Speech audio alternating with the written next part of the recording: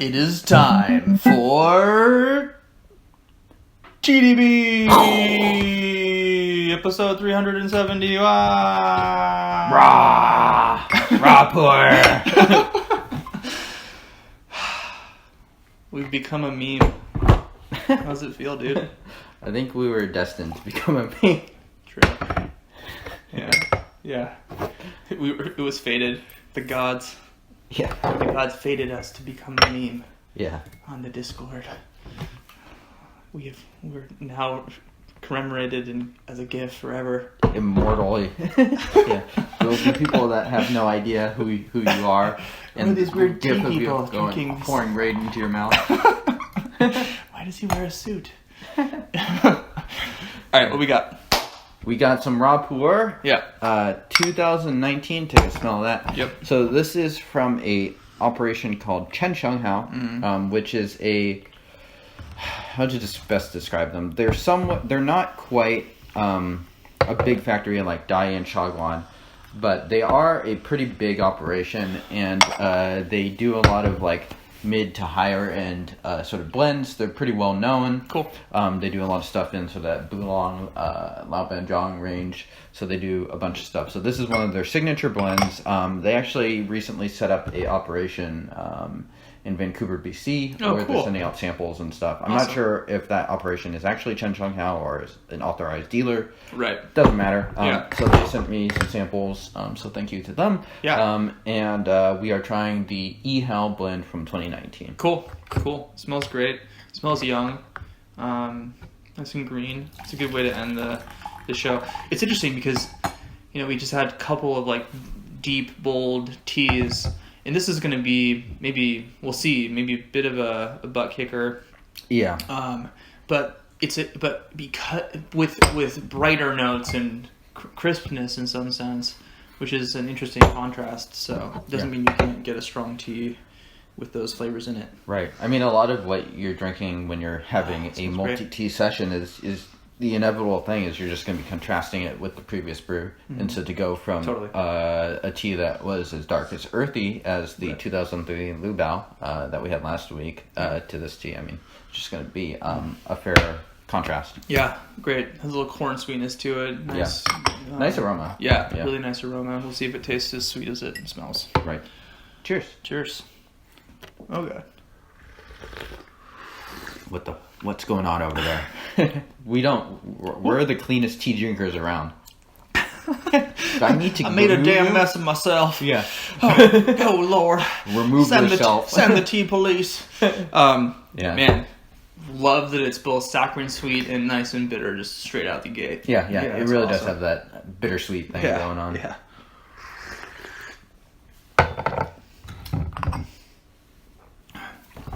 Yum. This is those kind of teas in like summertime and you wanted to sweat. Yeah. Just like, I don't have a sauna and I'm cheap, so I'm just going to have some young raw pu'erh. I mean, it's kind of misleading, but it's kind of a nice day here in Seattle. Yeah. So it's a little sunny. Yeah. Definitely not like take off your shirt day though. Yeah. Would not recommend. Right. I mean, it's like 45 degrees. So yeah, it's a little windy.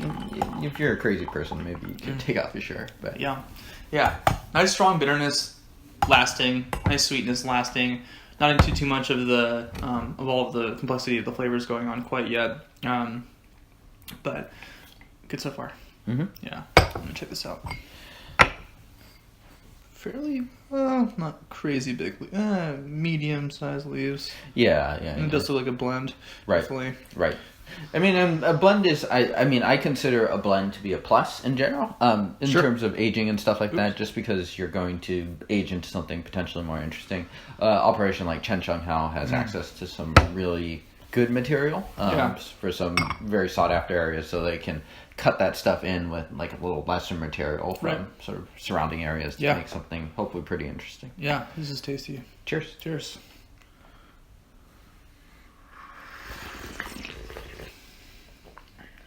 Oh man,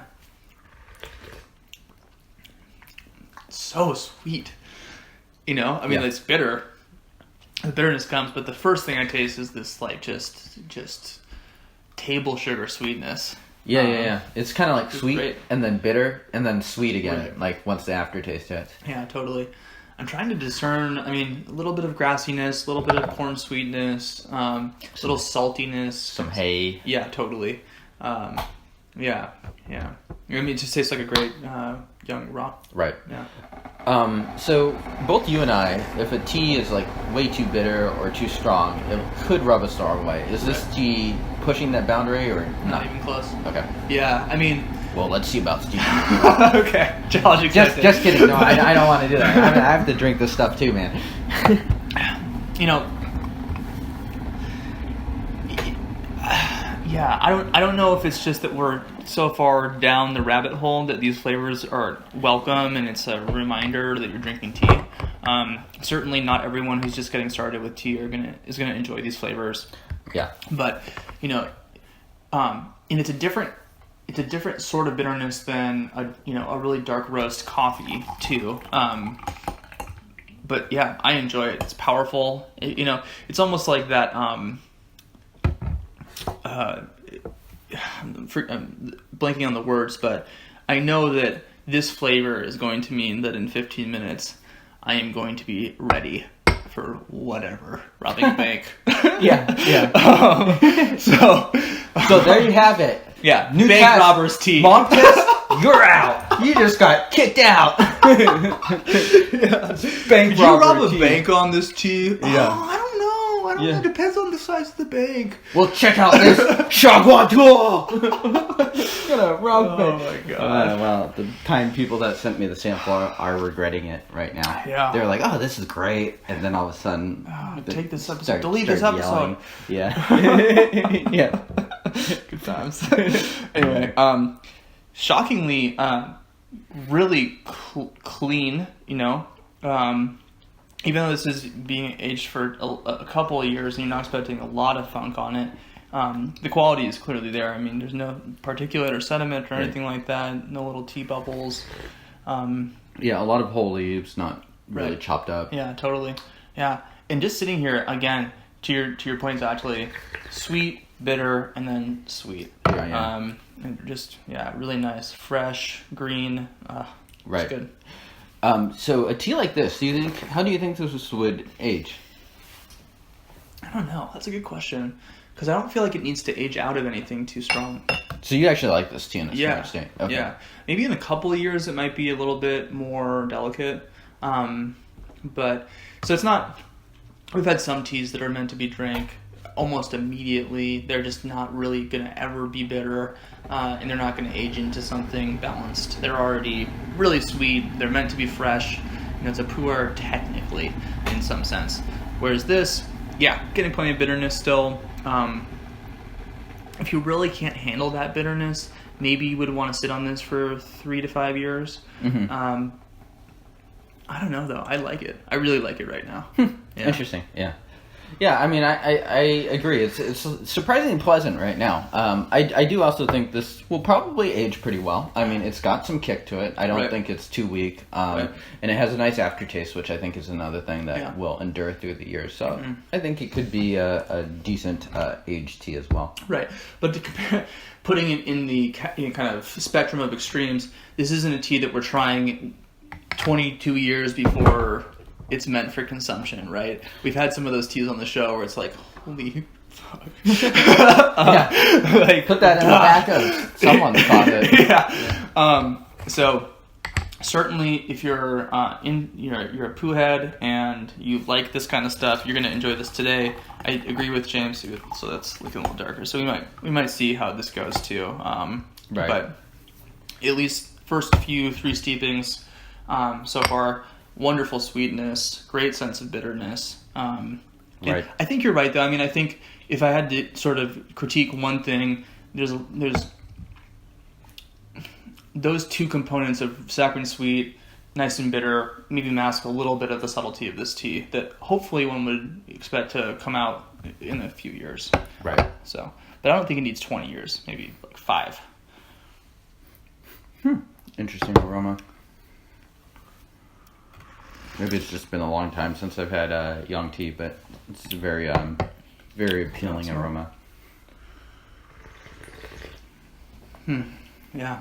Like sugarcane, florals, just a lot of young tea smells. Totally. Yeah. It has much more of a floral nose on it than it does taste. Really interesting. Definitely a variety of tea leaves in here too. I mean, which is nice just to visually look at. Yeah, you can tell it's a blend. Yeah. It's nice. Feeling good energy on it too. Right. This would be a good tea, I think, to have as like a pick-me-up at 1 on a long work day. Right. And I like this, frankly. Yeah. I think, I think it probably will be best in 3 to 5 years. Mom test? No. Okay. I don't think so. What about for your mom? Yeah. Okay. My mom would dig this. But so if your mom likes really like intense bitter flavors, contrast new flavors that they've never experienced, great tea, enough sweetness that it's not just like, it's not acrid. It's not like tasting batteries, which I only do on weekends. I think people who are tea heads are going to really enjoy this now and into the future.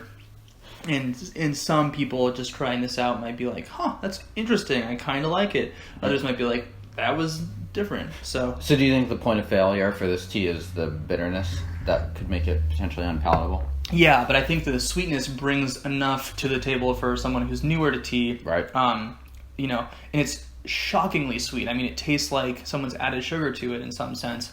And at the same time, someone overbrewed it, even though you haven't done either. Right. So, yeah, I mean, I really enjoy a tea like this. I do think that now it's getting a little bit more bitter into much more of those classic bold flavors, deeper flavors, but there's still plenty of sweetness. And just hanging out on it, if you were to be lingering more on this tea than we are today on the episode, I think you'd be experiencing more sweetness than bitterness. So yeah, I enjoy it. And I think a tea like this, it's going to brew for a while too. Yes. It's not really letting up. Do you want another steep, or you feeling pretty ready to rob a bank, you know? Let's do it. Okay. It's a big bank. Yeah. So it's like when you have the brewing parameters, it's like bank robbery parameters. Right. If you're doing a big bank, like a downtown sort of bank, like kind of like the ones in Heat or something, you want got to do at least 10 steeps of this. Totally, yeah. How much explosives do you need to rig up first? yeah. 3 sticks of dynamite. But it's just like, probably not. But if it's just like, your old neighborhood bank, you can have just 3 or 4 steeps. Just put on a mask and go in there. Say, what's up? Yeah. Hey, Marsha, just robbing the bank again. How's your Tuesday? Yeah. Just needed some petty cash. Yeah, was craving a hoagie, so I thought I would stop here first. I mean, so this is good, and I'm really interested actually in this steeping, or this steep rather, because these are the kind of teas that, when young, might not have as much dynamic range, not in the photo sense, but in the flavor profile sense, as it could later on. So we'll see. This is the kind of steeping for me, 5 or 6, where with a young tea, it's kind of going to run out of a lot of the juice or not. And these are some of the steepings that if I were, some collector, I would hope to see residual complexity in these steepings. It would mean to me that there's going to be a lot more reason to age this. Right, yeah. I mean, some of the stronger teas we've had in their show, when we get to these steeps, they're just starting to get going. Right. It's like almost like their peak bitterness now. Right. Cheers. Cheers.